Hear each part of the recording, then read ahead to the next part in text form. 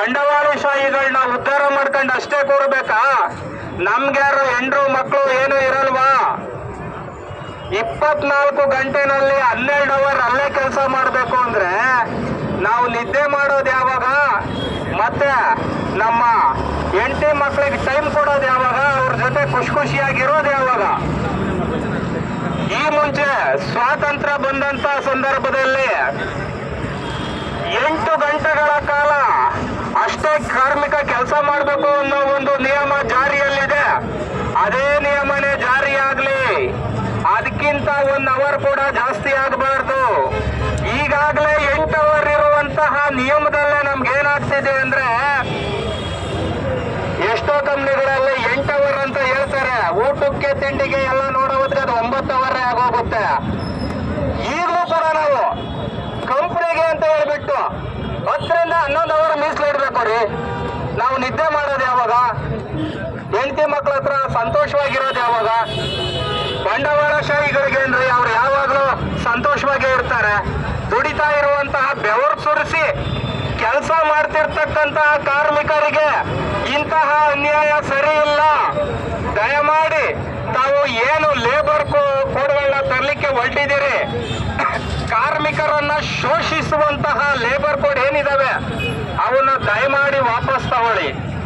ಯಾಕಂದ್ರೆ ಗುಲಾಮಗಿರಿಯನ್ನ ಒಪ್ಪಿಕೊಳ್ಳುವ ಮನಸ್ಥಿತಿ ಕಾರ್ಮಿಕನಿಗೆ ಯಾವತ್ತೂ ಇಲ್ಲ, ಮುಂದೆ ಯಾವತ್ತೂ ಬರಬಾರದು. ಹಂಗಾಗಿ ದಯಮಾಡಿ ವಾಪಸ್ ತಗೊಳ್ಳಿ. ಮತ್ತೆ ಕಾರ್ಮಿಕ ಅನ್ನೋನಿದ್ರೇನೆ ಮಾಲೀಕ ಅನ್ನೋನಿರೋದು. ಆ ಕಾರ್ಮಿಕ ಆ ಮಾಲೀಕನನ್ನ ರಾಜನನ್ನಾಗಿ ನೋಡೋದು ಗೊತ್ತು. ಆ ಮಾಲೀಕ ಏನಾದ್ರೂ ಶೋಷಣೆ ಮಾಡಿದ್ರೆ ಆ ಮಾಲೀಕನನ್ನ ಭಿಕ್ಷುಕನನ್ನ ಮಾಡೋದು ಗೊತ್ತು. ಆದ್ರೆ ಕಾರ್ಮಿಕರು ಯಾವತ್ತು ಆ ರೀತಿಯಾಗಿ ಮಾಡಿಲ್ಲ, ಮಾಡಿರುವಂತಹ ಉದಾಹರಣೆನೂ ಇಲ್ಲ.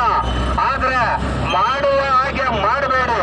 ದಯಮಾಡಿ ಈ 4 ಲೇಬರ್ ಕೋಡ್ಗಳನ್ನ ವಾಪಸ್ ತಗೊಳ್ಳಿ. ಮತ್ತೆ ನಮ್ಮ ರೈತರ ಬಿಲ್ಲುಗಳು ಏನಿದಾವೆ ಅವು ಕೂಡ ರೈತ ಶೋಷಣೆ ಮಾಡ್ತಕ್ಕಂಥ ಬಿಲ್ಲುಗಳನ್ನು ಕೂಡ ಸಂಪೂರ್ಣವಾಗಿ ವಾಪಸ್ ತಗೊಳ್ಳಿ. ಸುಮ್ಮನೆ ಈ ದೇಶ ನಡೀತಿರೋದೇ ಕಾರ್ಮಿಕನಿಂದ, ರೈತನಿಂದ, ಸೈನಿಕನಿಂದ. ಸೊ ಈ 3 ವರ್ಗವನ್ನ ನೀವು ತುಂಬಾ ಚೆನ್ನಾಗಿ ನೋಡಿಕೊಂಡ್ರೇನೆ ಈ ದೇಶ ಜಾಗತಿಕವಾಗಿ ಆರ್ಥಿಕವಾಗಿ ಸದೃಢವಾಗಿ ಇದೊಂದು ಭಾರತ ದೇಶ, ನಾವು ಬೇರೆ ಯಾವ ದೇಶಕ್ಕೂ ಕಮ್ಮಿ ಇಲ್ಲ ಅಂತ ತೋರಿಸ್ಕೊಳ್ಳೋದಕ್ಕೆ ಸಾಧ್ಯವಾಗುತ್ತೆ ವಿನಃ ನೀವು ಈ ರೀತಿಯಾಗಿ ಕಾರ್ಮಿಕರ ಶೋಷಣೆಗಳನ್ನ ಮಾಡಿ ಬರೀ ಅಂಬಾನಿ ಅದಾನಿ ಬಂಡವಾಳಶಾಹಿಗಳಿಗೆ ಅನುಕೂಲ ಮಾಡ್ತಾ ಹೋದ್ರೆ ಕಾರ್ಮಿಕನ ಕಣ್ಣೀರು ನಿಮ್ಮ ಸರ್ಕಾರವನ್ನ ಸುಮ್ಮನೆ ಬಿಡೋದಿಲ್ಲ. ಅರ್ಥ ಮಾಡ್ಕೊಳ್ಳಿ. ಅರ್ಥ ಮಾಡ್ಕೊಂಡು ಈ ಲೇಬರ್ ಕೋಡ್ಗಳನ್ನ, ಕಾರ್ಮಿಕರ ಶೋಷಣೆ ಆಗ್ತಕ್ಕಂಥ ಲೇಬರ್ ಕೋಡ್ಗಳನ್ನ ವಾಪಸ್ ತಗೋಬೇಕು ಅಂತ ಹೇಳಿಬಿಟ್ಟು ನಾವು ಇಲ್ಲಿ ಮನವಿ ಮಾಡ್ತಾ ಇದ್ದೀವಿ.